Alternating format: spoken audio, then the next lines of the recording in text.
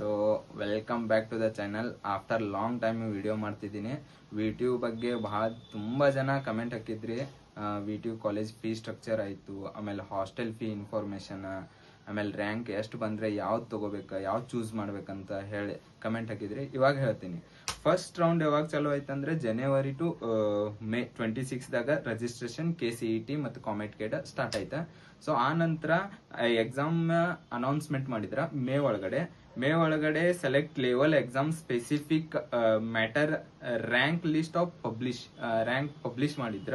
So ಅದಾದ್ಮೇಲೆ choose filing document verification KE website ಒಳಗಡೆ ಆಯ್ತಾ.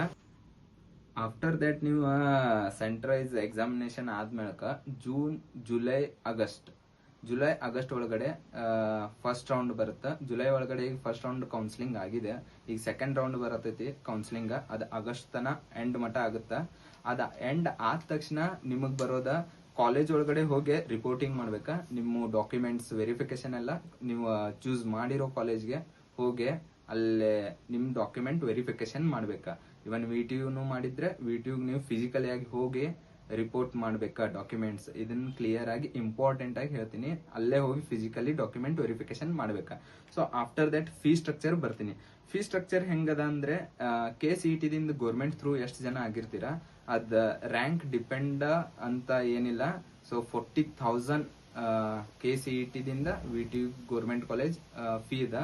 ಸೊ ನಿಮಗ ಹಾಸ್ಟೆಲ್ ಫೀ ಬೇಕಾತಂದ್ರೆ 40,000, ಮೆಸ್ ಬೇಕಾತಂದ್ರೆ 30,000 to 40,000. ಅದು ಏನಿದೆ ಅಪ್ರಾಕ್ಸಿಮೇಟ್ಲಿ 1 lakh ಮಟ್ಟ ಹಾಸ್ಟೆಲ್ ಫೀ ಬರುತ್ತೆ. ಮತ್ತು 40,000 ಕಾಲೇಜ್ ಫೀ ಬರುತ್ತೆ. 1,40,000 ಪರ್ ಇಯರ್ ಬರುತ್ತೆ. ಹಾಸ್ಟೆಲ್ ಫೆಸಿಲಿಟಿ ಮಾತ್ರ ನಿಮ್ಗೆ ಆಲ್ರೆಡಿ ನಿಮ್ಗೆ VTUದ ಎಲ್ಲ ರಿವ್ಯೂ ಮಾಡಿದೀನಿ. ಬಿಲ್ಡಿಂಗ್ ಆಯ್ತು, ಅವ್ರ ಕ್ಯಾಂಪಸ್ ಆಯ್ತು, ಎಲ್ಲ ರಿವ್ಯೂ ಮಾಡಿದೀನಿ. ಅದನ್ನ ಡಿಸ್ಕ್ರಿಪ್ಷನ್ದಾಗ ಲಿಂಕ್ ಕೊಡ್ತೀನಿ. ಆ ವಿಡಿಯೋ ನೀವು ಹೋಗಿ ನೋಡ್ಬೋದು. ಆ ನಂತರ ನೀವು ನೆಕ್ಸ್ಟ್ ಬರೋದ ಮ್ಯಾನೇಜ್ಮೆಂಟ್ ಕೋಟಾದ ಇನ್ನ ಅಷ್ಟು ಕ್ಲಿಯರ್ ಆಗಿ ಮೆನ್ಷನ್ ಮಾಡಿಲ್ಲ. ಅವ್ರ ಈ KCET ರ್ಯಾಂಕ್ ಆಮೇಲೆ ಅವ್ರು ಬಂದಿರೋ ಸೀಟ್ ನೋಡಿ ಆ ನಂತರ ಮ್ಯಾನೇಜ್ಮೆಂಟ್ ಕೋಟಾನ ಎಷ್ಟು ಫೀ ಎಲ್ಲ ಸ್ಟ್ರಕ್ಚರ್ ಅವ್ರ ವೆಬ್ಸೈಟ್ ಒಳಗಡೆ VTU ವೆಬ್ಸೈಟ್ ಒಳಗಡೆ ಕೊಡ್ತಾರೆ. ಸೊ ಅದಿನ್ನ ಅಪ್ಡೇಟ್ ಆಗಿಲ್ಲ. ನೆಕ್ಸ್ಟ್ ನೀವು ಇವಾಗ first sem, second sem common subject ಇರುತ್ತೆ. ಆಮೇಲೆ ನೀವು ಥರ್ಡ್ ಸೆಮ್ಗೆ ಏನು ಹೋಗ್ತೀರಾ, ನಿಮಗೆ ಚೂಸ್ ಮಾಡ್ಬೇಕಂತ ಇರುತ್ತೆ. ಅವಾಗ ನೀವು ಚೂಸ್ ಮಾಡ್ಬೇಕಂದ್ರೆ computer science, EEE, CNC, data science, artificial intelligent ಇವೆಲ್ಲ ಇರುತ್ತೆ. ಅದು ರ್ಯಾಂಕ್ ಮೇಲೆ ಡಿಪೆಂಡ್ ಇರುತ್ತೆ, ಕ್ಯಾಟಗರಿ ಮೇಲೆ. ಸೊ ಕಂಪ್ಯೂಟರ್ ಸೈನ್ಸ್ ಬಂದ್ಬಿಟ್ಟ 47,000 ಕಟ್ ಆಫ್ ಇರುತ್ತೆ. ಆಮೇಲೆ ಕ್ಯಾಟಗರಿ 2A ದವ್ರಿಗೆ ರ್ಯಾಂಕಿಂಗ್ 66,983 ಮಟ ಇರುತ್ತೆ. ಆರ್ಟಿಫಿಷಿಯಲ್ ಇಂಟೆಲಿಜೆಂಟ್ 53,503 ಕಟ್ ಆಫ್ ಅದ. 2A ಅವರಿಗೆ 79,024 ಇಟ್ಟಿದ್ದಾರೆ. Electronic and engineering and designing and tech ಇವ್ರಿಗೆ 92,612 ಕಟ್ ಆಫ್ ಇಟ್ಟಿದ್ದಾರೆ. ಸೊ 2A ದವ್ರಿಗೆ 1,12,500 ಕಟ್ ಆಫ್ ಇಟ್ಟಿದ್ದಾರೆ. ಆಮೇಲೆ ಎಲೆಕ್ಟ್ರಾನಿಕ್, ಇಂಜಿನಿಯರಿಂಗ್, ಮೆಕ್ಯಾನಿಕಲ್ ಅವ್ರಿಗೆ ಬಂದ್ಬಿಟ್ಟ 2,28,430 to 2,50,000 ತನ ಕಟ್ ಆಫ್ ಇಟ್ಟಿದಾರ. ಇವಾಗ ಸೆಕೆಂಡ್ ರೌಂಡ್ ಕಟ್ ಆಫ್ ಎಷ್ಟು ಇಡ್ತಾರ ಅಂತ ಹೇಳ್ತೀನಿ. ಫಸ್ಟ್ 10,000 ತನ ಮುಗ್ದಿದೆ ಈಗ. ನೆಕ್ಸ್ಟ್ ಆಫ್ಟರ್ ಬರೋದ 15,000.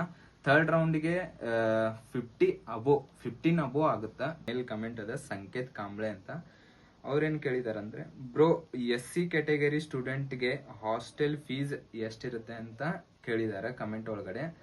SC ಅವ್ರಿಗೆ ಫ್ರೀ ಇರುತ್ತೆ, ರೂಮ್ ಫ್ರೀ ಇರುತ್ತೆ. ಬಟ್ ಅವ್ರಿಗೆ ಮೆಸ್ ಎಕ್ಸ್ಪೆನ್ಸ್ ಅಂತ ಇನ್ಕ್ಲೂಡ್ ಆಗುತ್ತೆ. ಅದು 30,000 to 40,000 ಬರುತ್ತೆ. ಮತ್ತೆ ನೆಕ್ಸ್ಟ್ ಬಂದ್ಬಿಟ್ಟ OBC, ಜನರಲ್ ಕ್ಯಾಟಗರಿ 3B ಇವರಿಗೆಲ್ಲ 40,000 room include plus 14,000 of mess fees. Around 80,000 to 19,000 ಬರುತ್ತೆ.